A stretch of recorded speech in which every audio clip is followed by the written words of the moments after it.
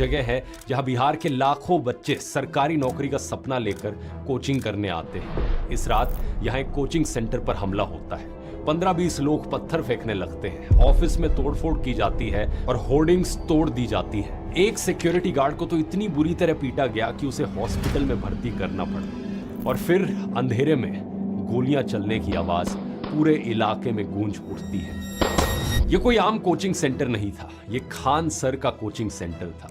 वही खान सर जो इंडिया के सबसे फेमस टीचर्स में से एक हैं, जिनके यूट्यूब पर 2.5 करोड़ से ज्यादा सब्सक्राइबर्स हैं। लेकिन कहानी में ट्विस्ट ये है कि हमला उनकी कोचिंग पर हुआ और कुछ ही दिनों में अटेम्प्ट टू मर्डर और आर्म्स एक्ट जैसे सीरियस चार्जेस खुद खान सर पर लगाए गए। यानी जिस पर हमला हुआ वही आरोपी बन गया। और ये सब तो सिर्फ शुरुआत थी। आइए आज के वीडियो में समझते हैं कि उस रात असल में हुआ क्या था और खान सर के पीछे एकदम से पड़ने की असली वजह क्या थी, क्योंकि असली वजह वो नहीं है जो आपको बताई जा रही है।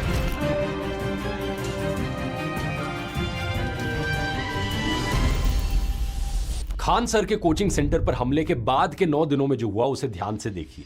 5 जून को एफआईआर में खान सर का नाम जोड़ दिया जाता है, अटेम्प्ट टू मर्डर और आर्म्स एक्ट की धाराओं के साथ। और उसी हफ्ते बिहार फायर सर्विसेज ने उनकी कोचिंग का फायर सेफ्टी ऑडिट भी किया। कई सारी कमियां गिनाई जाती हैं और एक हफ्ते में ठीक करने का नोटिस थमा दिया जाता है। और फिर बारी आई गोदी मीडिया की। जो खान सर कल तक चैनल के फेवरेट थे, वो अचानक से फैजल खान बन गए। फैजल खान, फैजल खान, फैजल खान। कहा जाने लगा कि खान सर फरार है, ऑपरेशन खान सर चलाया जा रहा है, एसआईटी छापे मार रही है और मिलते ही उन्हें गिरफ्तार कर लिया जाएगा। खान सर को गिरफ्तार करने के लिए एसआईटी की टीम पटना और उसके आसपास के जिलों में दबिश दे रही है, लेकिन खान सर का कुछ अता पता नहीं है। कुछ न्यूज चैनल्स तो खान सर को माफिया कहने लगे। किसी चैनल पर इंटरव्यू चला कि ये कोचिंग खान सर ने किसी और से हड़पी है। धीरे धीरे करके खान सर ने इनके ही कोचिंग को हड़प लिया। एक चैनल गांव के किसी चाचा को पकड़ लाया जिन्होंने आरोप लगाया कि खान सर ने लोगों की जमीनों पर कब्जा किया हुआ है। भाई साहब कुछ ज्यादा नहीं हो गया ये? मतलब कुछ भी। और उनके पास अरबों खरबों की संपत्ति है। इसकी जमानत नहीं होनी चाहिए। अरबों खरबों रुपए का इतने दिनों में इसने जमीनें खरीदी, मकान लिया, कहां से आया? एक और इंटरव्यू में दावा किया गया कि खान सर ने शुरू में अपना नाम अमित सिंह बताया था और वो राखी बंधवाने का नाटक करते हैं। नाम तो फैजल खान है। अरे शुरू में तो नाम इसने अमित सिंह बताया। हमको सनातन पसंद है या मैं सनातन को मानता हूँ, उसके लिए 10-10 किलो राखी बंधवाने का नाटक करना पड़ेगा। और फिर 7 जून को आज तक की न्यूज एंकर अंजना ओम कश्यप ने दिल्ली हाई कोर्ट में खान सर पर 2 करोड़ रुपए का डिफेमेशन केस कर डाला। सिर्फ 9 दिनों में इंडिया के सबसे पॉपुलर टीचर को एक फरार क्रिमिनल घोषित कर दिया गया। आइए सच्चाई देखते हैं क्या है इस सो कॉल्ड कोचिंग माफिया का जरा रिकॉर्ड देखा जाए। साल 2019 खान सर ने खान जीएस रिसर्च सेंटर नाम से यूट्यूब चैनल शुरू किया। वो अपने देसी स्टाइल में मुश्किल से मुश्किल टॉपिक को मजाक और कहानियों के जरिए तोड़कर समझाते थे। और धीरे धीरे उनका चैनल इतना पॉपुलर हुआ कि उस पे 2.6 करोड़ सब्सक्राइबर्स हो गए। लेकिन YouTube सब्सक्राइबर्स से ज्यादा दिलचस्प कहानी है उनकी कोचिंग की। एक तरफ इंडिया में कोचिंग सेंटर्स पढ़ाने के लिए लाखों रुपए लेते हैं, जैसा आप जानते ही होंगे, लेकिन दूसरी तरफ है खान सर जो वही चीज पढ़ाते हैं at a fraction of cost. ये गरीब बच्चों को वो अफोर्डेबल एजुकेशन दे रहे हैं जो उन्हें कहीं और शायद नहीं मिल पाती। और बात सिर्फ एजुकेशन की नहीं है, हाल ही में ही इन्होंने पटना में एक हॉस्पिटल भी खोला जहां ब्लड टेस्ट सिर्फ 7 रुपए में और ईसीजी 25 रुपए में होता है। इस हॉस्पिटल में बेसिक सर्जरीज की कॉस्ट सरकारी हॉस्पिटल से भी कम है। इन सभी सालों में जब तक ये सब किया जा रहा था, ये सारे न्यूज चैनल्स इन्हें बुलाकर बड़े बड़े इंटरव्यूज लेते थे। तब किसी को उनका नाम याद नहीं आता था, तब कोई उन्हें फैजल खान नहीं कहता था। He is making a deep impact on India's youth. तो जोरदार तालियों के साथ स्वागत करें खान सर का। Please welcome Khan sir, teacher, social worker and founder. तो सवाल यह है कि 2 जून की उस रात को ऐसा क्या हुआ कि अचानक से सब पलट गया? इस सवाल का जवाब देने से पहले एक चीज नोटिस करो दोस्तों। 2019 में खान सर ने एक छोटे से कमरे से YouTube चैनल शुरू किया था। ना कोई बड़ी टीम थी, ना किसी मीडिया हाउस की बैकिंग थी, सिर्फ एक कैमरा, एक बोर्ड और पढ़ाने का पैशन। और 7 साल बाद आज उनका इन्फ्लुएंस इतना है कि पूरी मशीनरी उनके पीछे पड़ी है। यही है YouTube की असली पावर। ये आज भी दुनिया का सबसे बड़ा इक्वलाइजिंग प्लेटफॉर्म है। एक ऐसी जगह है जहां पर बड़े से बड़े सेलिब्रिटीज को वायरल होने का, फेमस होने का उतना ही मौका मिलता है जितना कि एक आम इंसान को। YouTube पर सक्सेसफुल होने के लिए कोई पैसा पावर काम नहीं आती, यहां सिर्फ आपका कंटेंट बोलता है। और बढ़िया कंटेंट बनाना सुनने में आसान लगता है, लेकिन अपने आप में एक पूरा सिस्टम है। कौन सी नीश चुननी है, स्क्रिप्ट्स कैसे लिखनी है, रिसर्च कैसे करनी है, वीडियोस की एडिटिंग कैसे की जाती है। अगर आप भी ये सब सीखना चाहते हैं, सोशल मीडिया को एक पार्ट टाइम जॉब या फिर एक फुल टाइम करियर बनाना चाहते हैं, तो आइए ज्वाइन कीजिए मेरा YouTube ब्लूप्रिंट कोर्स। ये 7.5 घंटे का कोर्स है जो स्टेप बाय स्टेप आपको ये पूरा सिस्टम सिखाता है। यहाँ नीश सेलेक्ट करना, स्क्रिप्ट करना, वीडियोस की एडिटिंग करना, शूटिंग करना, सब कुछ समझाया है। वो सारी सीक्रेट स्ट्रैटेजीज और ट्रिक्स भी बताई हैं जिनका मैंने खुद इस्तेमाल किया है अपने चैनल को इस लेवल तक ग्रो करने के लिए। ये कोर्स 0 से शुरू करने वाले लोगों के लिए भी है और उनके लिए भी जिनका चैनल अटका हुआ है। इस कोर्स की एवरेज रेटिंग 4.9 आउट ऑफ 5 है, यानी जिन्होंने लिया है उन्हें रिजल्ट्स दिखे हैं। इसमें मैं आपको इवन एनालिटिक्स डिकोड करना और सोशल मीडिया से पैसे कैसे कमाने हैं ये सब भी सिखाता हूं। और आप में से जो लोग इस वीडियो को देख रहे हैं उनके लिए एक स्पेशल डिस्काउंट भी है। कूपन कोड इस्तेमाल कीजिए GET47, आपको 47% ऑफ मिलेगा इस कोर्स के प्राइस पर। इसका लिंक नीचे डिस्क्रिप्शन में या फिर इस QR कोड में मिल जाएगा। अगर आपको इस फील्ड में थोड़ा सा भी इंटरेस्ट है तो जरूर जाकर चेकआउट करिए। चलिए अब अपने टॉपिक पर वापस आते हैं।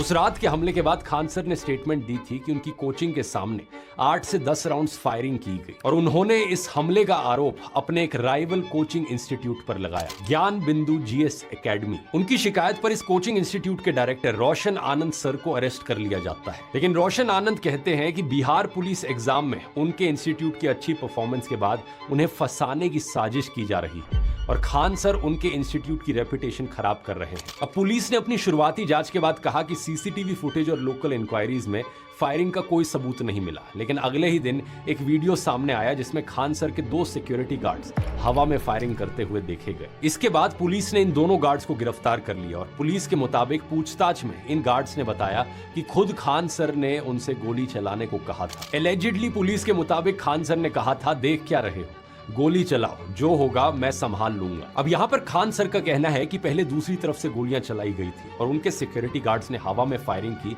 और वो भी सिर्फ सेल्फ डिफेंस में, इसलिए क्योंकि उनके गार्ड को मार मार कर अधमरा कर दिया गया था और पुलिस को आने में टाइम लग रहा था। सब मिलकर वहाँ पे मारने लग गया, हमको रॉड से बहुत बार मार मारा था, जितना हमारा हमारा शरीर ढीला हो गया था। बॉडीगार्ड के पास लाइसेंस मिला है, उसका काम क्या है, किसी इंसान को मरते मत छोड़ो, ये बेचारा मर जाता क्या इस पे माला चढ़ने का इंतजार करे या हवाई फायरिंग करेगा। जैसे पुलिस आ गई है बॉडीगार्ड का काम खत्म हो गया। उनके गार्ड ने कहा कि हमलावरों ने खान सर को 3 से 4 दिन में बॉम्ब से उड़ाने की धमकी दी थी। गालियां दे रहे थे और मार भी रहे थे। ये भी बोले थे कि तुम वो खान सर के 3-4 दिन में बम से उड़ा देंगे। इसी के बाद 5 जून को FIR में खान सर का नाम जोड़ दिया जाता है और सोचकर देखो दोस्तों, जो पुलिस 24 घंटे पहले कह रही थी कि कोई फायरिंग हुई ही नहीं, अब वो पलट गई और एकदम से मुकदमा खान सर पर ही कर दिया। रात के अंधेरे में मेरे यहाँ कोई आया है, हमारे गार्ड को मार के अधमरा कर दिया। पुलिस के आने में टाइम लग रही है, उस बीच क्या हम लोग फूल फेंके या आरती लेके खड़े हो कि भाई हमें भी मार दो। मेरा मानना है कि इस मामले में निष्पक्ष जांच होनी चाहिए जिससे सच सामने आ सके। लेकिन सवाल यह है कि क्या सिर्फ इस एक इंसिडेंट की वजह से सारे न्यूज चैनल्स खान सर के पीछे पड़ गए? ये तो बिलीवेबल नहीं लगता और है भी नहीं, क्योंकि इस कहानी की असली शुरुआत 2 जून को नहीं हुई थी। असली शुरुआत हुई थी 1 महीने पहले, 3 मई को। 3 मई को नीट का एग्जाम हुआ जिसमें 22 लाख से ज्यादा बच्चे बैठे, लेकिन इसका पेपर पहले ही लीक हो चुका था, जिसके कारण 12 मई को एग्जाम कैंसिल करना पड़ा। इसके बाद कई टीचर्स ने नेशनल टेस्टिंग एजेंसी से और सरकार से सवाल पूछने शुरू किए। एजुकेशन मिनिस्टर धर्मेंद्र प्रधान का इस्तीफा मांगा गया और सबसे तीखी आवाज थी खान सर की। उन्होंने सीधे तौर पर NTA को चोर भी कह दिया था। NTA गंदगी फैलाए हैं तो साफ इनके अब्बा के करेंगे। चोट्टा कहीं का कहता है कि पैसा नहीं लेंगे, जो उनका लॉस हुआ वो कौन भरपाई करेगा? कोई बनारस का रहने वाला है, उसका सेंटर जा रहा है कानपुर। उन्होंने स्टूडेंट्स का दर्द शेयर किया कि कैसे घर वाले कर्ज लेकर और माएं मंगलसूत्र गिरवी रखकर बच्चों को पढ़ाती हैं। गरीब लोग 30 से 40% ऐसा बच्चा है जिसके पिताजी या तो कर्जे लेके भेजे हैं मंगलसूत्र तक गिरवी रखा है। बच्चे ट्रेन में जानवरों की तरह भर भर कर एग्जाम देने जाते हैं और कई बच्चों के पास इतने पैसे भी नहीं होते कि दूर सेंटर पढ़ने पर वहां एग्जाम देने जा सके। इस पूरे मुद्दे के आधार पर ही आज देश भर के स्टूडेंट्स और कॉकरोच जनता पार्टी भी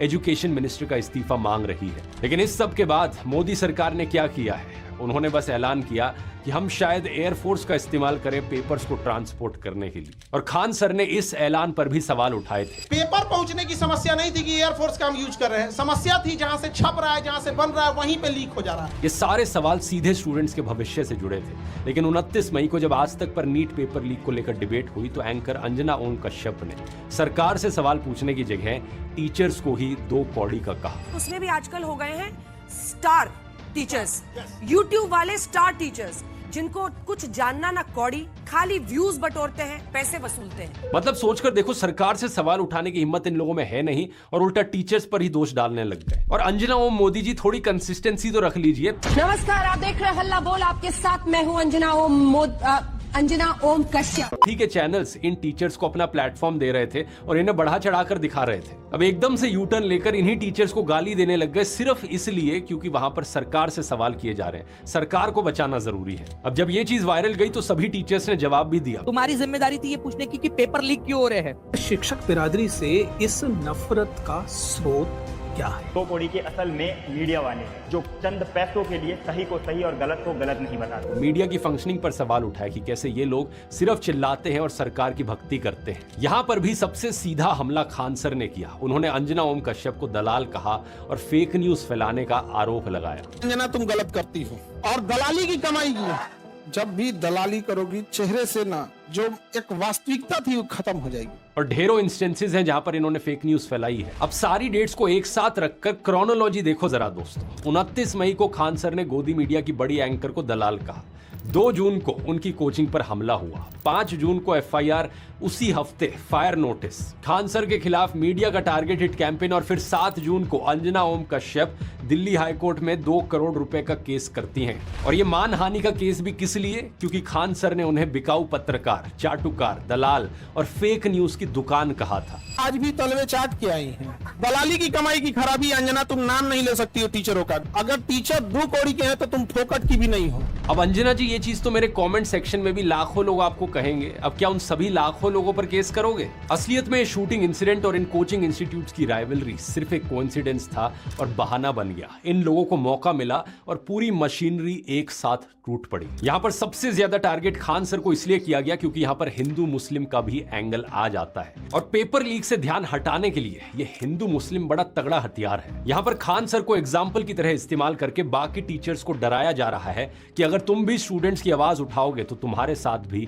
ऐसा ही किया जाएगा। और केवल खान सर ही नहीं, इलाहाबाद में जब नीट पेपर लीक और दूसरी धांधलियों को लेकर स्टूडेंट्स ने प्रोटेस्ट किया तो अगले ही दिन उत्तर प्रदेश सरकार ने 3 बड़ी कोचिंग्स को सीज कर दिया। ये उन टीचर्स के कोचिंग सेंटर थे जो बच्चों के साथ उनके प्रोटेस्ट में शामिल हुए थे। सच बात यह है कि आज देश के यूथ में बड़ा गुस्सा है। हर कोई तंग हो चुका है इन पेपर लीक से और